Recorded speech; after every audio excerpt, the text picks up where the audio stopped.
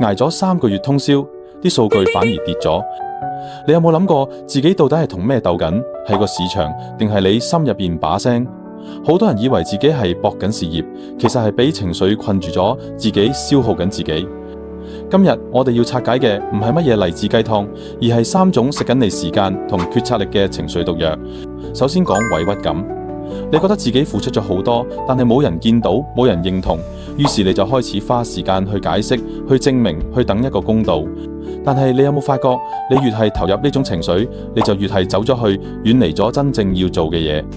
世衛啲數據話，全球每年因為情緒問題搞到冇咗超過1萬億美金嘅生產力。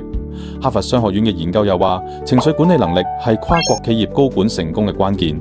香港職場壓力調查更加發現，78%打工仔都試過因為情緒問題影響做嘢。第二種毒藥係負面自我暗示，你不斷同自己講，我唔得，我做唔到，我冇人哋咁叻。呢啲唔係謙虛，係認知扭曲。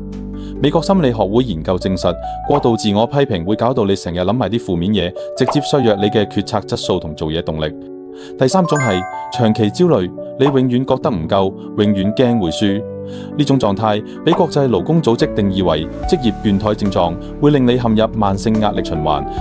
3種毒藥加埋就形成一個死圈，你越焦慮就越容易懷疑自己，然後更加覺得委屈，最後時間同精力全部嘥晒喺內耗度。但係問題嚟啦，你係嚟做嘢定係嚟討公平？叻嘅人從來唔會嘥時間去訴苦，因為佢哋明一個真相，怨恨係自己飲毒藥，然後等緊其他人跌倒。你冇得改變個市場點睇你，你冇得控制其他人點評價你，但你絕對可以控制自己將時間同注意力放喺邊。Google 呢啲科技巨頭推行嘅正念訓練計劃，證實可以提升23%工作效率。瑞銀集團俾全球員工嘅心理援助計劃，核心就係訓練情緒管理能力。新加坡政府甚至將情緒智力放入國民教育體系。點解？因為情緒管理已經唔係軟技能，而係核心競爭力。跨國研究證實，有效嘅情緒調節可以提升大約30%決策質量。你唔係冇能力，你係將能力擺錯咗地方。戒甩情緒毒藥唔係要你冷血，而係要你清醒。當你唔再用委屈感綁住自己，唔再用焦慮感逼自己去做嘢，你就會發現你其實可以用實力破局。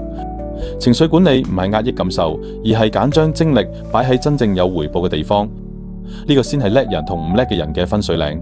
所以由今日開始做一個簡單練習，當你又想解釋自己有幾難有幾委屈嘅時候，停一停，問自己一句，呢啲時間係用嚟訴苦定係用嚟破局？答案會好清楚，戒甩毒藥，你先有力量做真正重要嘅事。